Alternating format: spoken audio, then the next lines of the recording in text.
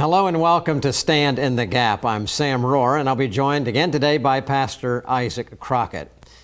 On this program and on our Stand in the Gap Today national radio program, we regularly visit the nation of Israel, Jerusalem, and the Middle East because of its importance to biblical prophecy.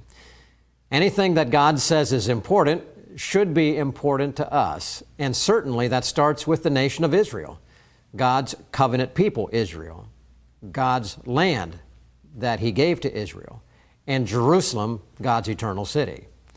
And because of this, God is drawing the nations of the world to Israel, drawing the eyes of the world to Jerusalem. He directed President Trump to recognize Israel and Jerusalem as the capital. The recent announcements of the Abrahamic Accord, brokered by the United States, a peace treaty between Israel and the United Arab Emirates and Bahrain, with the promise for more to come, is significant. But what does it really mean? Will it really bring peace?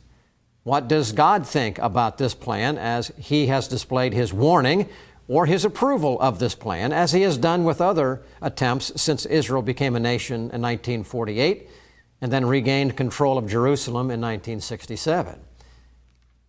To discuss this important topic, I'm glad to bring in now Bill Koenig, White House Correspondent and founder and president of World Watch Daily, a news service that focuses on Israel, Jerusalem, the Middle East, and biblical prophecy. Bill is also author of the book, Eye to Eye, Facing the Consequences of Dividing Israel. And with that, let me welcome to the program here right now, Bill Koenig. Bill, thank you for being with us on the program today. Thank you, Sam. Always a pleasure. Bill, God's put you in a unique space, and you do two roles. I mentioned it. One, you're dealing with the Middle East with World Watch Daily, and then watch.org is the website.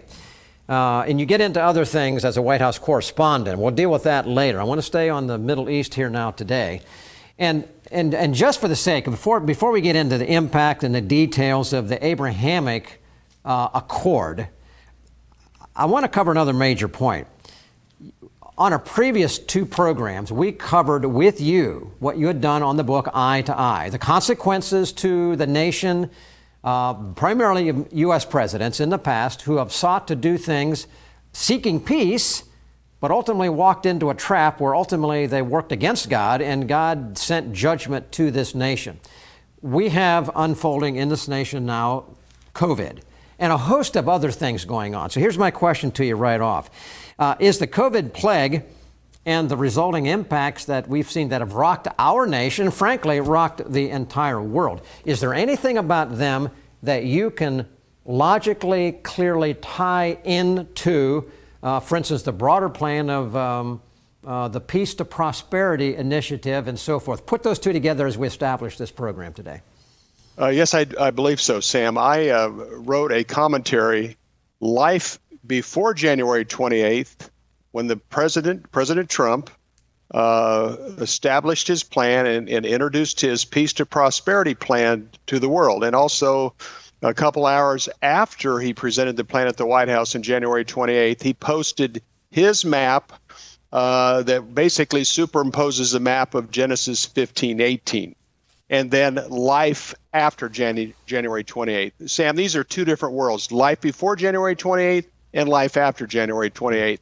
And I might add, we've had no American president do more for the state of Israel than President Trump. Matter of fact, you can add up all the things that previous presidents have done. They don't even add up to what President Trump has done. But his son-in-law, Jared Kushner, pushed this plan. We heard from the beginning, the deal of the century, but this plan was established. He's the architect. Jared Kushner's the architect, and life as we know it has affected the United States and also the international community, who also came out with their plan, the UN resolutions. So as 3.5 billion people went into lockdowns in their homes, we all can look back to that January 28th and the next week or two after that, as the world came under a form of judgment for attempting to come up with its own plan on how to divide the covenant land of Israel. All right, so what you are saying is that, yes, indeed, the turmoil we're seeing in this world, in part COVID and so forth, has affected the world. It's affected the United States, and you're saying it is traceable, directly connected to the January 28th, I think, announcement about the peace effort. So, ladies and gentlemen, we're going to use that to establish the program today. There is a connection.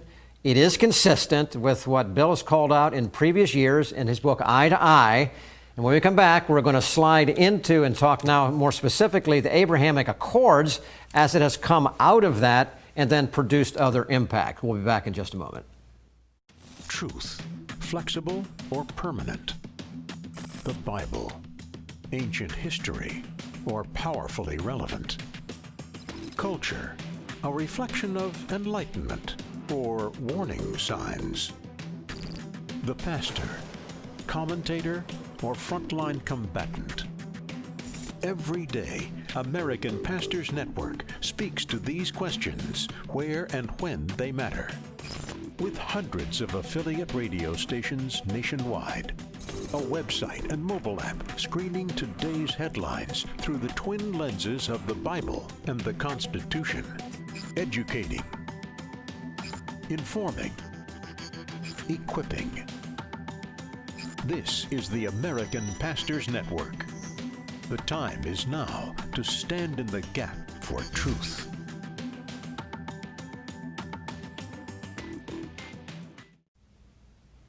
Welcome back to Stand in the Gap. And as we talk with our good friend Bill Koenig about what's going on in the Middle East, I think many Christians are observing what's happening and they're saying, I've been praying for Jerusalem. I'm praying for peace in the Middle East. And I'm so excited to see a president that has done so much for Israel. And they look at the peace to prosperity and now these other countries, these Arab countries coming to make peace with Israel. And they see the Abrahamic Accord. And I think a lot of Christians, a lot of evangelicals are kind of cheering, saying, look, this is wonderful. But Bill, could you kind of delve into this and go below just the surface and below just kind of the media blitz that's been out there and talk about what's actually in it and maybe show us what could be or definitely is problematic, maybe some of the top issues that are really problems going on behind the scenes, so to speak? Well, good question, Isaac. And I think the important thing here is we really have two plans. We have the January 28th Peace to Prosperity Plan that was introduced at the White House by President Trump with Benjamin Netanyahu of Israel in attendance.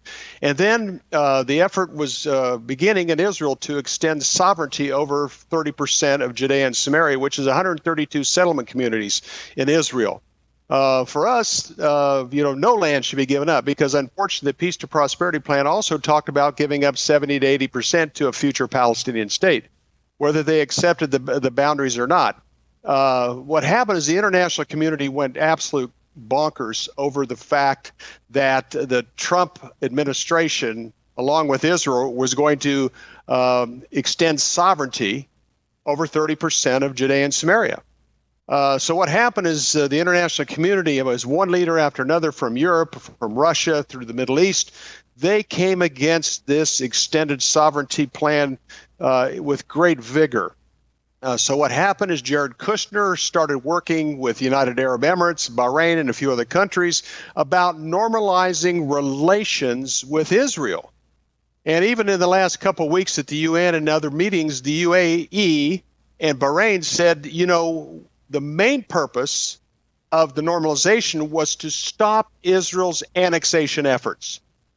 They also wanted to have a closer relationship with Israel, which they had appreciated since the Iran nuclear deal, because Obama was basically saying, Sunnis, you can fend for yourself, and the Sunni Arab countries in the Middle East were very concerned about Iran. So what happened is these relationships developed in intelligence and defense, and what happened over this period of 5 years since 2015 is really in a lot of ways Israel's developed really good relationships with other Sunni Arab countries or with Sunni Arab countries, and but the problem with the Abraham Accords, the big problem with the Accords is it stops Israel's right to extend sovereignty. They have said that it at least puts it on hold for 4 years. And what has happened is the peace to prosperity plan of Trump-Kushner is now starting to evolve into the Arab peace initiatives, which was based on the UN resolutions of 242, UN Security Council resolutions. That's my concern, is all of a sudden any talk of Israel's extended sovereignty over this land has been stopped by the Abraham Accords. So what you're bringing up, I guess it shouldn't be a surprise to any of us, because you've been on this program and on our radio program explaining these things. Many experts have been telling us some of this, but it's kind of unfolded in such a way that it kind of comes across as positive. Something you've talked about on this program many times, though, is that there are consequences for touching the land of Israel, for trying to take what God has given to Israel and to try to do anything to take it away. What do we see coming out of just these recent negotiations, these recent countries coming together? And again, it's being put out there as a very positive thing. What do we see happening to our country for our part in negotiating peace that at the expense of pausing, the settlements, taking basically land away from Israel? What has the result been towards us? You already talked about the original, the peace to prosperity, COVID connection. Are we seeing different connections and relationships now to the later agreements? Well, and you made a good point in your other question, Isaac. There are a lot of Christians. They're very excited about the fact that Israel's making peace with Arabs. Very excited about that. But what I continue to emphasize, it is using God's land, his boundaries, his promise. The God of Israel, through the Abrahamic covenant, did not plan biblically and prophetically for an Arab state to be in Judea and Samaria. And that's what the Arab peace initiatives speak of. Arab Peace Initiative 2002, sponsored by the Saudis, are the UN resolutions. And even the Trump Peace to Prosperity plan speaks of a future Palestinian state. And so on the surface, it's great. We have Israel making peace with Arabs, Sunni Arabs, and I might add that. But nonetheless, we've had recent major catastrophic events that happened. Hurricane Laura began a couple hours after President Trump at the White House said that they would be looking at selling F-35 stealth bombers to the United Arab Emirates, and also that the United States was helping Israel and the Saudis talk about a possible agreement as well. Within a couple hours, Hurricane Laura began. It became a massive storm, and it was coming ashore as President Pence was speaking in his acceptance speech at the GOP convention, and it also was a major focus. It was the first thing that President Trump mentioned the next day when he accepted his nomination. He spoke of Hurricane Laura immediately. And then we had Hurricane Sally right after President Trump stated on 9/11, on September 11th, that the United States had just brokered a deal between Israel and Bahrain. Within a couple hours, Hurricane Sally developed, became a massive storm, and came ashore, was in the process of coming ashore on the day the Abraham Accords agreement with Israel, the United Arab Emirates, and Bahrain were being signed at the White House. And then the next day, Hurricane Sally came ashore, and when you look at the screenshots of both days, on the 15th of September and the 16th of September, it was about the Abraham Accords agreement at the White House and Hurricane Sally. And after research, we found out Sally is a derivative of Sarah of the Bible. And it was interesting to me because when I pondered and prayed about this, I felt like, isn't this amazing? I mean, that hurricane could have been called anything. But the fact we had Hurricane Sally, which is a derivative of Sarah, coming ashore, being the focus of the White House and being the focus of the country, to me was showing that the Abraham Accords, the land God gave to Abraham, Isaac, and Jacob and their descendants, were meant for them, not the offspring of Ishmael.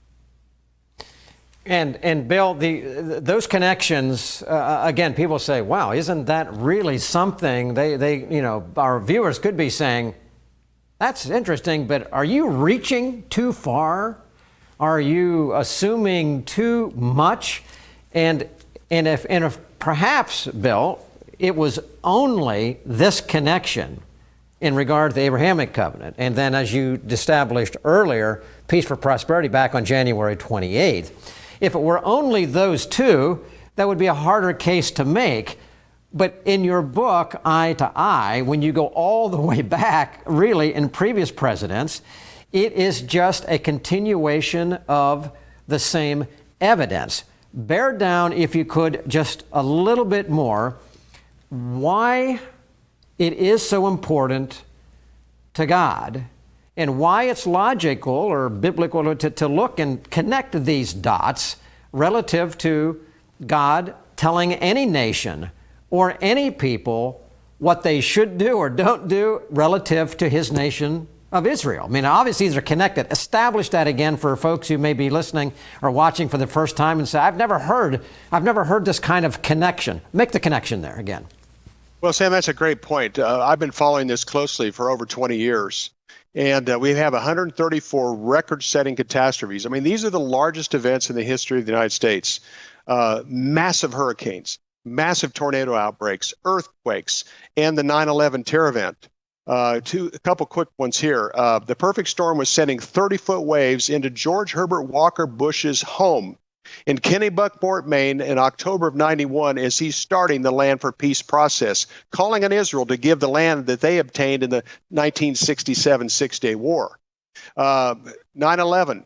On 9/10, President Bush, George W. Bush, was completing his negotiations with Crown Prince Abdullah of Saudi Arabia on what was going to be the two-state plan.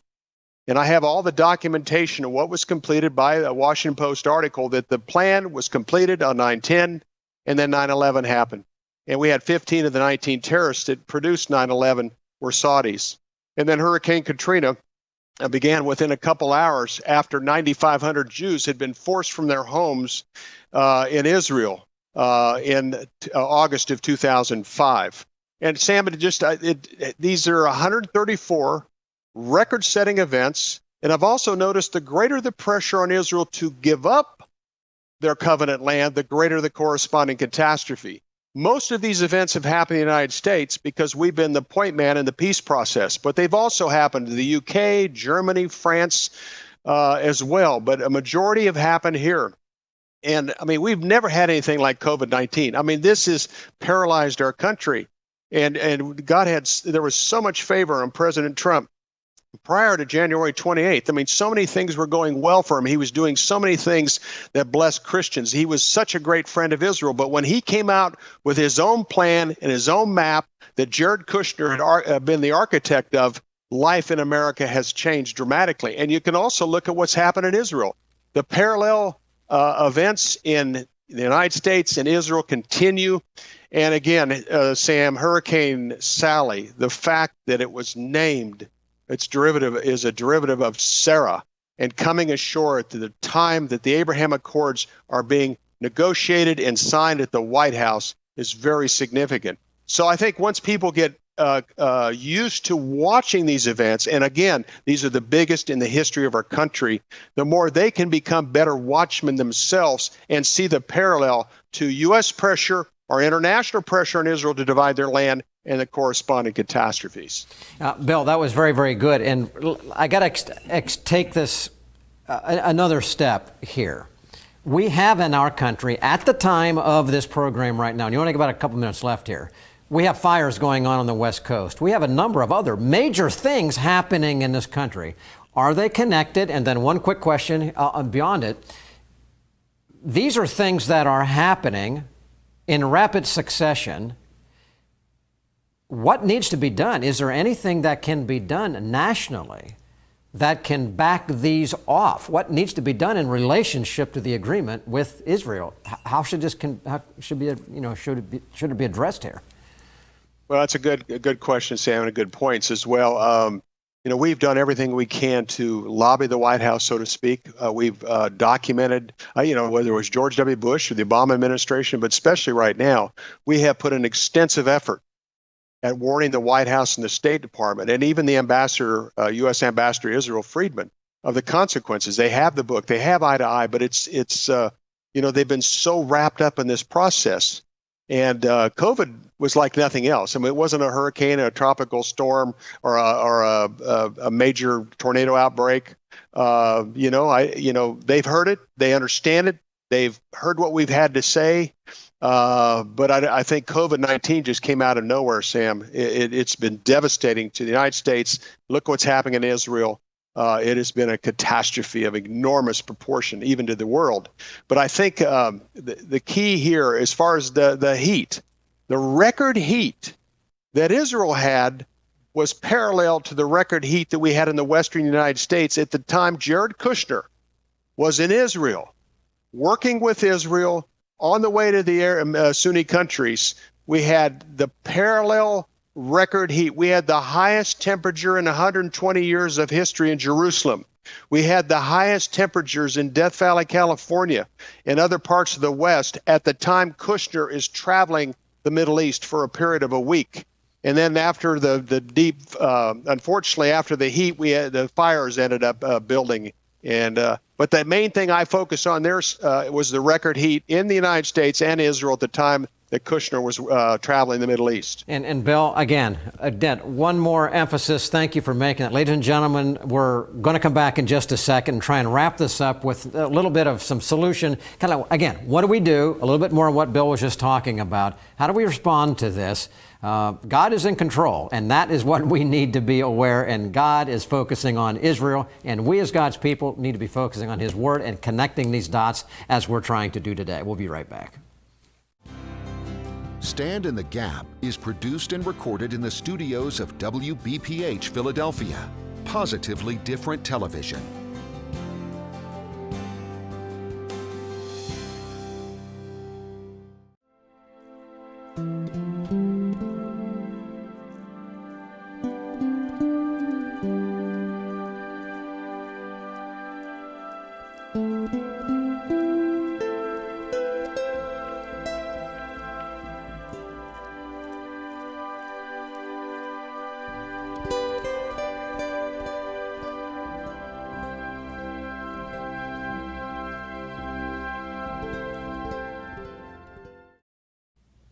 Welcome back to Stand in the Gap, and I'm going to go right to Bill. We've just learned so much from you again today.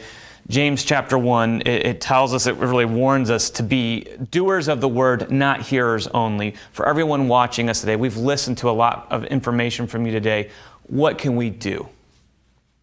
Well, Isaac, I think we're living in the most important time in Bible prophecy history. It's exciting. It really is. None of this is a surprise. God is very serious about the land of Israel and His people. We do know that eventually there will be a final day covenant of Daniel 9:27. The Antichrist will come forward with a solution. We continue to pray for the peace of Jerusalem, but I think what we continue to acknowledge is the fact that God gave Abraham, Isaac, and Jacob in this land for them to live on and to live with, and it's not for anybody else. So I think that's what's important, that we fully understand the biblical significance of the days we're living in, and what to watch is watchmen on the wall. Well, thank you, Bill. Sam, what would you add to that as we wrap this up? I mean, how can we do something about all this information that we get, biblical information? Well, Isaac, I think that's a great question. And Bill, I appreciate how you responded on that. But ladies and gentlemen, when we deal with issues on this program, the idea is to take a biblical worldview, we call it, God's view of what's happening around us, so that we can understand and put into context and perspective that what is happening is not by accident. What is happening with Israel is never by accident.